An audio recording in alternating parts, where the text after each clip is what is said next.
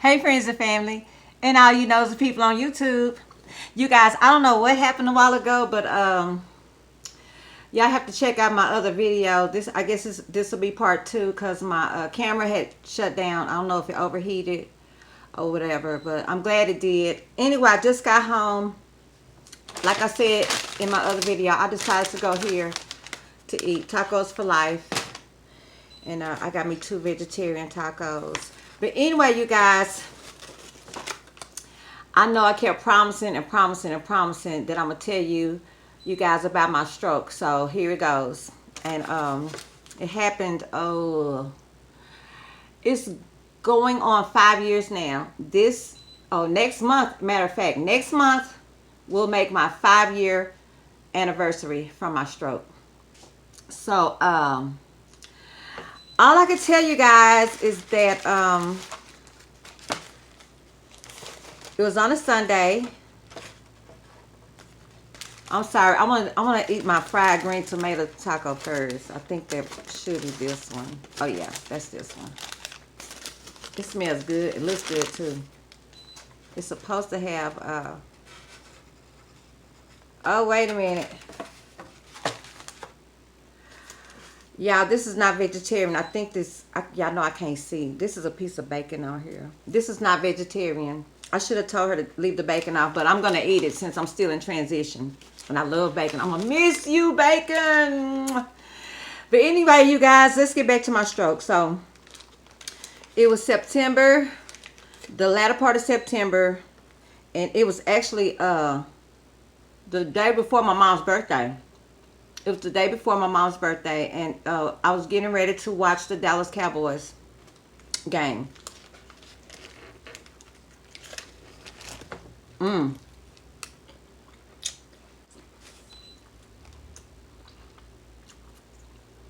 That's delicious. I need a napkin. Hold on.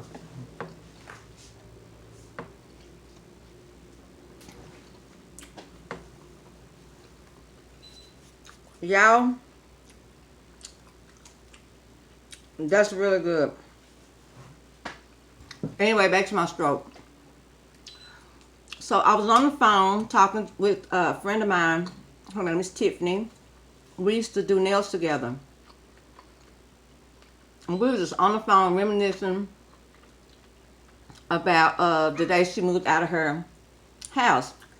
We were laughing. Her landlord was trying to lock her out. She had already paid her rent, but he was mad that she was moving. So he had locked her out of the house. So anyway, I told her, I said, this is still your house because you are a tenant. You're still on the lease. And I told her to kick the door in. And she said, Michelle, you can't do that. And I was like, yes, you can. That's the law. I said, he locked you out. You're still on the lease. Kick the door in. So she was like, no, I'm going to call the police. So y'all, we called the police, and the police told her exactly what I said. He said, as long as your name is still on the lease, you're still an occupant, you have not been evicted. And she was like, no, I'm moving out of town, you know. And he said, your friend is right. You can kick the door in. So anyway, while the police was standing there, y'all, I just reached back and boom, I kicked the door in. So the landlord was sitting right across the street, so he gets out the car. And he was like, oh my God, you guys are such gorillas, blah, blah, blah. But the police was standing right there, and they said we can kick the door in. So I kicked the door in. Anyway, we were talking about that on the phone, and we were laughing just hysterically hard.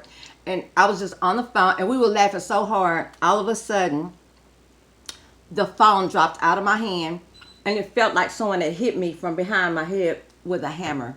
That's how painful. I just felt this pain while I was laughing. So that must have agitated my aneurysm. I didn't know I had an aneurysm, and the aneurysm was right between my eyes. Like if you can go into my head and down like that, that's where it was, right embedded between my eyes. So my aneurysm ruptured. At the time I didn't know it. I just knew I felt this incredible pain, and y'all, I didn't have not one classic symptom of a stroke. I didn't have any the warnings, you know, the warnings when they say your arm or your I had nothing, no classic symptom at all. So anyway, excuse me, this guy that I was dating at the time, I will not call his name because that's irrelevant. But I kept asking him to dial 911, and he was talking so loud. He was like, "No, I'll take you to the hospital if you need to go." And I said, "Dial 911 now." I said, "Something is wrong. I'm dying." I told him, like, I could feel, you guys, I can't explain it, but I felt death on me. And my head, I kept doing this because I could feel like, it felt like somebody poured a bucket of paint over my head, and I kept doing this to feel it, but I could feel the blood. That was the blood from my aneurysm. The bleeding, it was covering my brain, you guys, and I didn't know it. So the ambulance came within 2 minutes of my call. They told me, do not lay down and to stay calm. And I made the guy I was dating, I made him cut off all the lights. I just remember the lights were hurting my eyes, if that makes sense. And the sound of his voice was hurting my ears. You know what I mean? And when the ambulance got here, you guys, they immediately took me and put me in the back. And you guys, I've never believed in like near-death experiences, but I had one. I fully believe in them now. I had one. I was in the back of the ambulance, and I started floating. Like, I floated out of my body, and it seemed like when I got to the top of the like to the roof of the ambulance, I flipped over, and I looked down, I saw myself, and I freaked out. I said, what is going on here? Am I dead? I keep remembering, I remember or recall that I kept saying, am I dead? Look at me. And I looked a hot mess. Like, I was looking at myself, and I looked like shit, you guys, for real. I really looked like death, warmed over. And I also remember the one guy that was attending to me. I remember his cologne. Like, I could smell it. It just smelled like, it was so intensified. And that's all I can remember. And then everything else, I don't remember anything else until I got to the hospital. I was passed out. I was out of there. And then when I got to the hospital, they immediately took me and did a MRI. No, they did a CT scan. And I still didn't know what was wrong with me, but I knew it was something horrible because they were whispering and stuff, and they wouldn't tell me. They just kept telling me to stay calm, and they kept putting the nitroglycerin under my tongue. And I kept saying, what's wrong? And they said, who's the president? I couldn't remember Barack Obama's name, but I knew he was the black president. So I kept saying it. You know, the black president, the black guy. They said, what's his name? I said, you know, everybody knows who he is. But I was still communicating with them, and they were trying to get me to keep talking. But you guys, I had no idea at this point at the hospital. I had no idea that I was having a stroke, that I had a bleeding, a ruptured aneurysm. I didn't know any of this, and I kept saying, well, what's wrong? And then they told me, we're getting ready to care flight you to the next hospital. And I said, care flight? I said, no. I said, I'm afraid of heights. I can't. Care flight, that's in a helicopter. And the doctor was just telling me, we're going to save your life. And then he said, you're about to have brain surgery. And I was like, what? What's going on? He still never told me, y'all. This was at the first hospital. And he just said, we're going to save your life. You're about to have brain surgery. And then, y'all, I just remember, I'm so goofy. Even me near death or dying or whatever. You know what I asked that doctor? I said, well, are y'all going to shave my hair off? And he was like, it doesn't matter. We're going to save your life. Next thing I know, y'all, I was out of there. I don't remember anything else. And it wasn't until I came out of my brain surgery that they explained everything that had happened to me. I don't remember much of anything else. I know I stayed in the hospital for 7 weeks.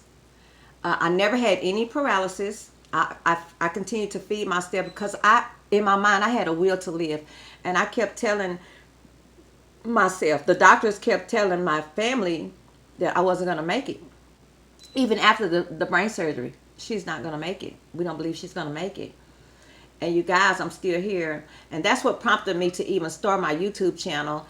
You know, because I just want to have something for my friends and my loved ones to look back on. Like they could all, even if anything ever happens to me, I want them to be able to come back to YouTube and say, "Oh, I want to look at, I want to go see, I want to see my Nana, you know, how she was back in such a day or whatever." So that's why I started my YouTube channel.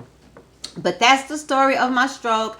I stayed in the hospital for 7 weeks. I never went to physical therapy. I refused. They wanted me to, but I refused because in my mind, like I kept saying, I'm not gonna be debilitated. I just I just willed it to myself. I willed good healing and a good life. I kept willing it to myself. And y'all, I was on 4 ounces of Dilaudid every hour. I was so doped up for 7 weeks. When I came home, I was a zombie. No lie. I came home with dribble hanging down my lip. I was so out of it, and I was in so much pain. Oh, I forgot to tell you guys this too. Once the bleeding from my brain had traveled down my spinal cord, and the blood mixed in with my spinal cord fluid, you guys, and I had contracted chemical meningitis. Oh my God, y'all, that is the worst pain you ever want to feel in your life. I wanted to be dead. When I felt that pain, I kept saying, what? Like I couldn't walk. And every time I moved, y'all, old as I am, I just wanted my mother. I kept crying for my mama, y'all. I'm not lying. And just remembering the horrible pain of the chemical meningitis, you guys, that to me was worse than the surgery, my stroke, and everything else. Y'all, that was, I don't wish that on my worst enemy. And I've never heard of it before. I didn't know what chemical meningitis, what is that? Well, that's when my blood mixed in with my spinal cord fluid, and they told me that it was like running up and down my back, and they said sometimes it takes 6 months to recycle out of that. Oh my God, you guys, I was in such horrible pain. So they put me on 4 ounces of Dilaudid every hour for 7 weeks when I was in the hospital. That's how out of it I was. So anyway, basically I came home in a wheelchair.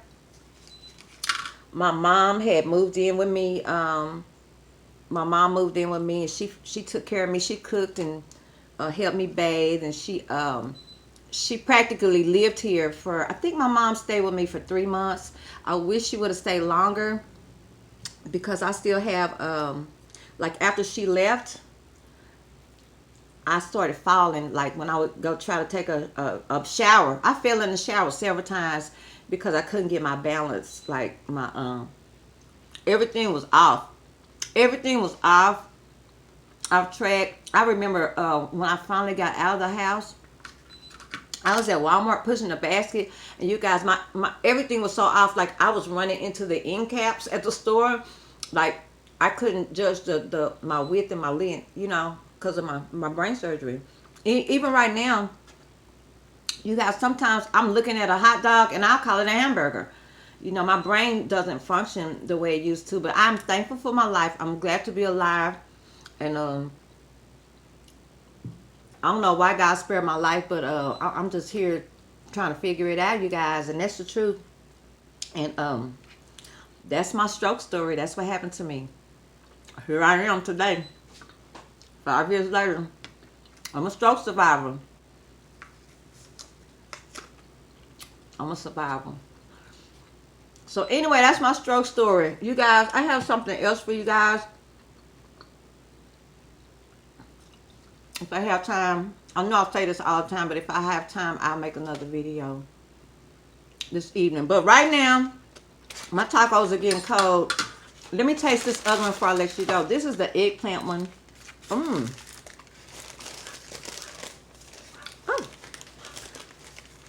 I'm glad I didn't bite into it. It has this little piece of lime. Uh-oh, my tomatoes fell out. I'm making a big mess over here. Anyway, that's what it looks like. This is fried eggplant. They sure put a lot of this grilled eggplant. It's delicious.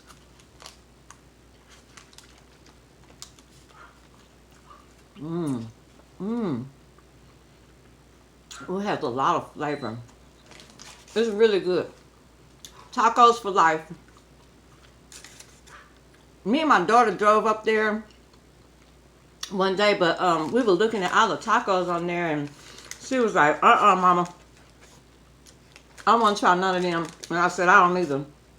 But these are the summer tacos. They're about to do away with these on Monday, so I will be back to get these. Then again, y'all know me, I love to cook. I'll probably cook my own. But I've talked enough. I finally told you about my stroke.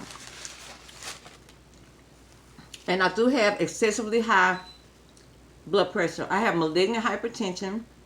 I'm on eight different blood pressure medications. I'm telling you, I have 8 separate blood pressure medications. I have to take a blood pressure pill like every 30 to 45 minutes every day. I have malignant hypertension. So, with that, for that, and by that, that is my story time. I've told y'all about my stroke. I might tell y'all about my other ailments one day. I might not. Because y'all know I'm not married, but shoot, I'm trying to find me a husband, honey. And I don't know no man that wants to take on no woman that's sick. So I'm living my best life right now. You guys, I'm going to let you go. I'm thirsty. I'm going to finish my taco. And I got shit to do. I love you guys. Bye. Take care of yourself. Take care of yourself for real. That's my stroke story. And don't forget it, you guys. It happened to me. And I don't want it to happen to you. I got to go. Bye.